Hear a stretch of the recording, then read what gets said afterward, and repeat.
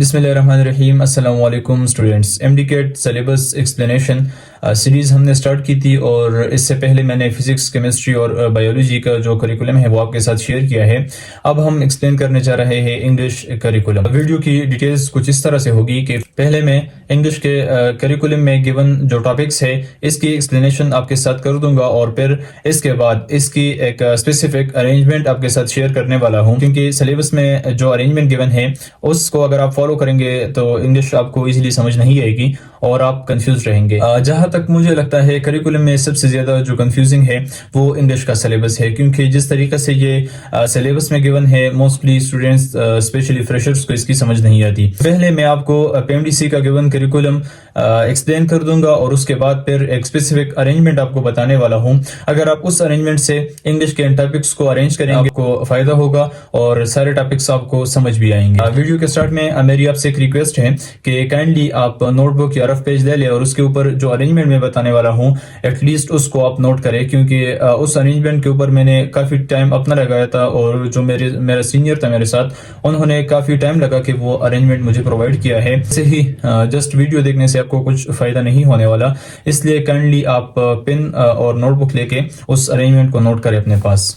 Curriculum के explanation के ऊपर टॉपिक गिवन है रीडिंग एंड थिंकिंग स्किल्स और इसके लर्निंग आउटकम्स है scan to answer short questions. इसका मतलब ये है कि आपको एक पैराग्राफ गिवन होगा और इसके एंड में आपसे शॉर्ट क्वेश्चन पूछे जा सकते हैं उस पैराग्राफ से रिलेटेड। सेकंड है 1.2 है deduce the meaning of the context, मतलब पैराग्राफ आपको गिवन होगा और एंड में अपनी मीनिंग बताने होंगे उस पैराग्राफ के या उस पैराग्राफ में से किसी स्पेसिफिक स्टेटमेंट के।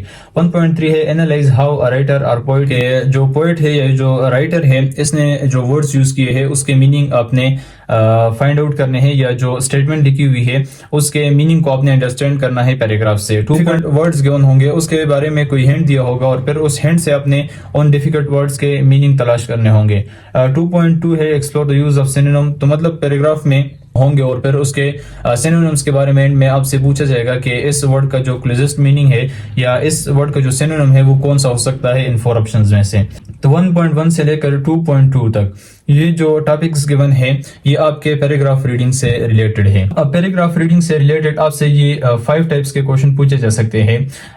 फर्स्ट क्वेश्चन आपसे पूछा जा सकता है quickly find out the answer from the paragraph. Number 2, guess the meaning of words from paragraph. Number 3, understanding words used by the poet or writer. Number 4, find meaning using hints from the paragraph. And number 5, synonyms of the difficult words from the paragraph. तो ये 5 किस्म के question हैं। ये paragraph reading आपको आनी चाहिए। Paragraph reading से आपसे 5 डिफरेंट टाइप के ये क्वेश्चन पूछे जा सकते हैं 1.1 से लेकर 2.2 तक। ये जो टॉपिक्स गिवन हैं ये पैराग्राफ रीडिंग से रिलेटेड है और इससे ये स्पेसिफिक क्वेश्चन आपसे पूछे जा सकते हैं। इसके बाद जो पोर्शन है ये बेसिक ग्रामर का पोर्शन स्टार्ट होने वाला है। इसमें 2.3 है illustrate the use of pronoun antecedent agreement, तो मतलब प्रोनाउन एंटीसीडेंट एग्रीमेंट का टॉपिक, इसके बारे में आपने डिटेल्स अपने पास रखनी है। 2.4 इलस्ट्रेट यूज ऑफ टेंसेस, तो टेंसेस आपने क्लियर करनी है। 2.5 illustrate use of infinitive and infinitive phrases, use of gerund and gerund phrases, recognize varying position of adverbs, तो adverbs के सारे एस्पेक्ट आपने क्लियर करने हैं। illustrate use of preposition, तो preposition का topic, use in speech and writing all appropriate transitional devices, तो transitional devices जैसे however, therefore वगैरह ये टॉपिक आपने कवर करना है। illustrate of all punctuation marks where applicable, तो punctuation marks की correct position और correct usage ये आपने कवर करना है। Analyse sentence for different classes and phrase, मतलब फ्रेज एंड क्लास से related topic. Recognise and use sentence in variant for various purposes, तो sentence structure, types and kinds of sentences, ये sentence का जो कंप्लीट टॉपिक है उसके बारे में बताया है। Use active and passive voice, तो active passive voice, direct and indirect speech, तो डायरेक्ट एंड इनडायरेक्ट जो नरेशन है वो आपने कवर करने हैं। Proof, read and edit their own peers and given a text for the error of usage and style, तो इसका मतलब है सेंटेंस करेक्शन। सेंटेंस आपको गिवन होगा उसमें कुछ टाइप की एरर हो सकती है। फॉर एग्जांपल उसमें ग्रामेटिक एरर हो सकती है, स्पेलिंग एरर उसमें हो सकती है। आपसे डिफरेंट टाइप के क्वेश्चन पूछे जा सकते हैं कि मार्क द एरर, आप जो एरर है उसको मार्क करें और आपसे पूछा जा सकता है कि करेक्ट एरर को करेक्ट करें। ये एरर ग्रामेटिक एरर भी हो सकती है, स्पेलिंग एरर भी हो सकती है, अरेंजमेंट वाइज एरर भी हो सकती है, सब्जेक्ट वर्ब एग्रीमेंट की एरर भी हो सकती है, प्रोनाउन एंटीसीडेंट की एरर भी हो सकती है, टेंस की एरर, मतलब किसी भी टाइप की एरर हो सकती है। 3.1 पढ़ने में काफ़ी डिफिकल्ट लग रहा है, लेकिन इसका मतलब ये है कि सेंटेंस को बिल्ड करना आपको आता हो, सेंटेंस स्ट्रक्चर आप करेक्टली ड्रा कर सकते हैं। 3.2 है फॉल्टी सेंटेंस स्ट्रक्चर, तो इसका मतलब भी यही है कि अगर सेंटेंस आपको इनकरेक्ट दिया है तो उसने करेक्ट करके लिखना है। Subject verb agreement, errors of functions and spellings, ये सारी चीजें उम्मीद के साथ आपको समझ आ रही होगी, और मुश्किल थी वो मैंने आसान करके आपको एक्सप्लेन कर दी, और जो चीज़ें आसान थी तो वो पहले से आसान थी। अब मसला यहाँ पे नहीं है, ये चीज़ें आप में से मोस्टली स्टूडेंट्स को पहले से क्लियर थी। अब जो प्रॉब्लम है वो ये है कि हम शुरू कहाँ से करें और हम ख़त्म कहाँ पे करें। इंग्लिश में सबसे ज़्यादा कंफ्यूजन इसी बात पे रहती है कि हम शुरू किस टॉपिक से करें, कौन कौन से टॉपिक स्किप करें और ख़त्म किस टॉपिक पे करें। तो एक अरेंजमेंट आपको बताने वाला हूँ, ये आपने ज़रूर नोट करना है। अरेंजमेंट ये है कि सबसे पहले आपने पार्ट्स ऑफ स्पीच अपने पास नोट कर देने हैं। पार्ट्स ऑफ स्पीच सबसे पहला टॉपिक आपने करना है इंग्लिश ग्रामर में। पार्ट्स ऑफ स्पीच में आपने सारे पार्ट्स ऑफ स्पीच करने हैं, ये आपने नहीं देखना कि कौन सा पार्ट ऑफ स्पीच गिवन है और कौन सा गिवन नहीं है। पार्ट्स ऑफ स्पीच में आपको ये रिकमेंड करता हूं कि आप सारे करें, नाउन, प्रोनाउन, वर्ब, एडवर्ब, ये सारे करें। पार्ट्स ऑफ स्पीच करेंगे आप, जब एडवर्ब करेंगे तो एडवर्ब के साथ आपके सिलेबस का 2.7 जो लर्निंग ऑब्जेक्टिव है, लर्निंग आउटकम 2.7, ये आपका क्लियर हो जाएगा एडवर्ब के टॉपिक में। आपने एडवर्ब में सिर्फ एडवर्ब की डिफिनीशन वगैरह नहीं करनी, किसी भी पार्ट ऑफ स्पीच का आपने सिर्फ डिफिनीशन नहीं करनी, बल्कि उसके कंप्लीट जो एप्लीकेशन है वो आपने करनी है।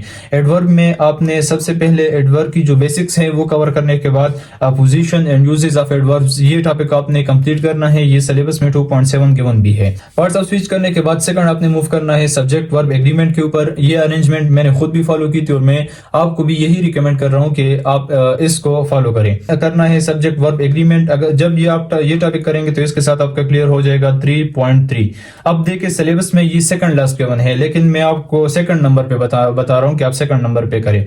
सब्जेक्ट वर्ब एग्रीमेंट 3.3 आपका क्लियर हो जाएगा। इसके पैरेलल अरेंजमेंट में नहीं लाना, लेकिन इसके पैरेलल आपने अपनी वोकेबलरी और सिनोनिम्स जो है ये आपने स्ट्रांग करते जाना है। सिनोनिम्स, एंटोनिम्स और वोकेबलरी ये आपने इसके पैरेलल थोड़ा थोड़ा डेली करना है। जब आप सिनोनिम्स का टॉपिक करेंगे तो आपका इसके साथ क्लियर हो जाएगा topic 2.2। Next subject verb agreement के बाद आपने थर्ड मूव करना है प्रोनाउन एंटीसीडेंट एग्रीमेंट। जब ये टॉपिक आप करेंगे इसके साथ आपका क्लियर हो जाएगा 2.3। उसके बाद फोर्थ नंबर पे आपने टेंसेस कवर करने हैं। टेंसेस जब आप करेंगे तो इससे आपका 2.4 जो लर्निंग आउटकम है ये क्लियर हो जाएगा। टेंसेस के फौरन बाद आपने एक्टिव पैसिव डायरेक्ट इनडायरेक्ट करने हैं।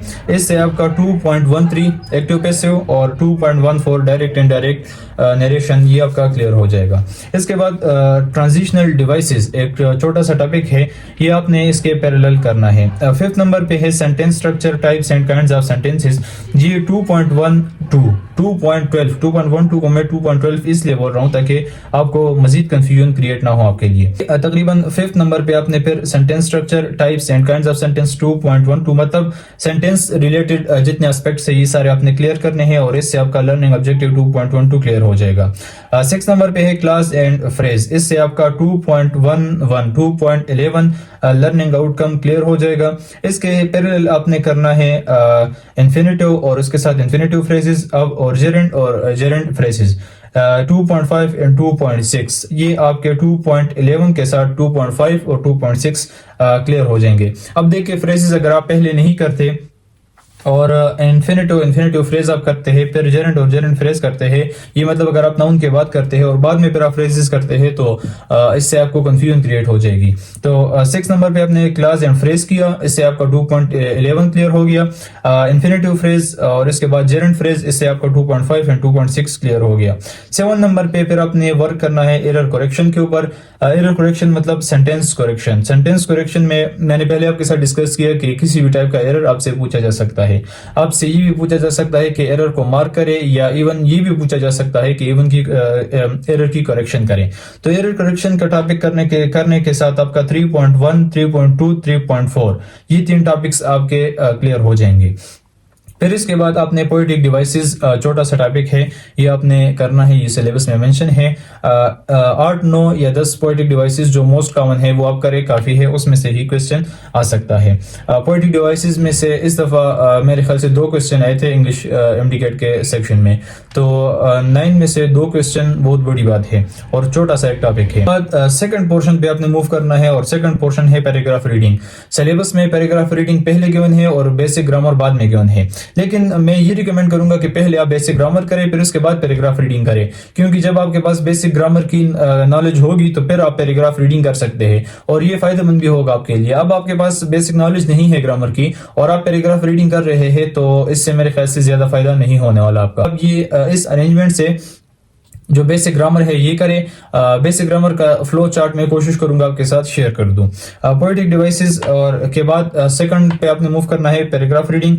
इसमें सबसे पैराग्राफ रीडिंग जब आप स्टार्ट करेंगे, इसके आप जब लेक्चर्स देंगे और उसके बाद खुद प्रैक्टिस करेंगे तो इससे आपका 1.1, 1.2, 1.3, 2.1, 2.2 ये सारे टॉपिक्स आपके क्लियर हो जाएंगे। मैनेजमेंट से इंशाल्लाह 1.1 से लेकर जो एंड 3.4 है यहाँ तक सारे आपके टॉपिक्स क्लियर हो जाएंगे।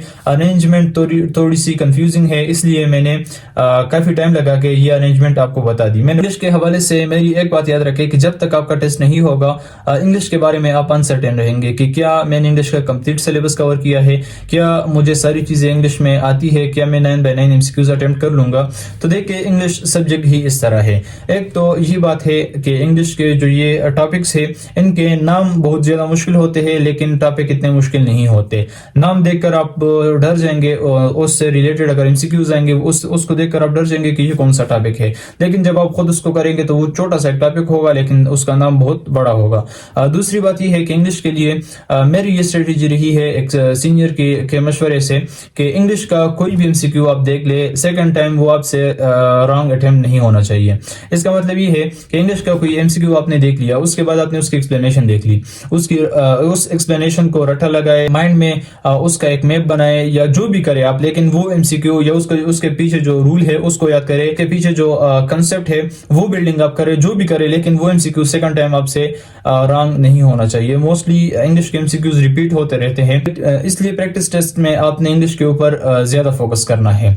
बेशक आप प्रैक्टिस टेस्ट में इंग्लिश के 9 एमसीक्यूज रॉन्ग अटेम्प्ट कर ले, लेकिन जब सेकंड टाइम आप वो टेस्ट अटेम्प्ट करें तो फिर आपको हर एक एमसीक्यूज के साथ उसके जो करेक्ट ऑप्शंस है वो भी याद होने चाहिए कि इसमें कौन सा रूल लगता है या इसमें कौन सा कंसेप्ट यूज होगा या आपने जिस तरीके से उसको याद किया होगा। मैंने खुद टॉपिक से या टीचर से ज्यादा नहीं सीखी, मैंने एमसीक्यूज से ज्यादा सीखी है। अब ये आप पे डिपेंड करता है कि आप कौन से मेथड को फॉलो करते हैं। तो लास्ट में लॉजिकल रीजनिंग है, तो लॉजिकल रीजनिंग भी इंग्लिश के साथ ही कवर कर लेते हैं। रीजनिंग का भी थोड़ा सा ही सिलेबस है, इसलिए ये भी साथ में देख लेते हैं। लॉजिकल रीजनिंग में सबसे पहले आपने करना है लेटर एंड सिंबल सीरीज, इसके बाद क्रिटिकल थिंकिंग करें, इसके बाद logical deduction, logical problems, course of actions, cause and effects. अब मैं इसमें आपको क्या एक्सप्लेन करूं, बस ये छोटे छोटे से टॉपिक्स है। जिस भी टीचर से आप करेंगे, जब आप स्टार्ट करेंगे तो एक टॉपिक आपका क्रिटिकल थिंकिंग का हो जाएगा, दूसरा लॉजिकल डिडक्शन का हो जाएगा और इस तरह पूरा सिलेबस आपका कवर हो जाएगा। इसमें मेरे ख्याल से एक्सप्लेन करने का इतना कुछ नहीं है, बस ये तो छोटे से टॉपिक्स है।